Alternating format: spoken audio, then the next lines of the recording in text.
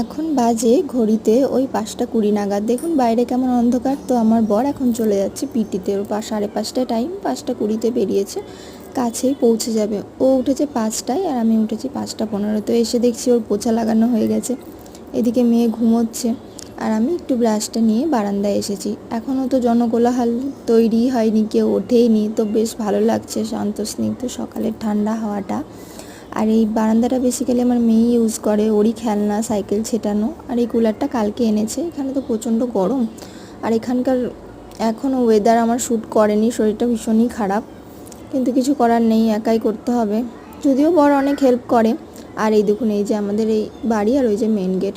আর এদিকে পিঁপড়ের অত্যাচারের তো শেষ নেই, গরম পড়েছে আর ওদের অত্যাচার শুরু হয়ে গেছে। আর এদিকে আমি একটু ছোলা সেদ্ধ বসিয়েছি আমার বর আর মেয়ের জন্য।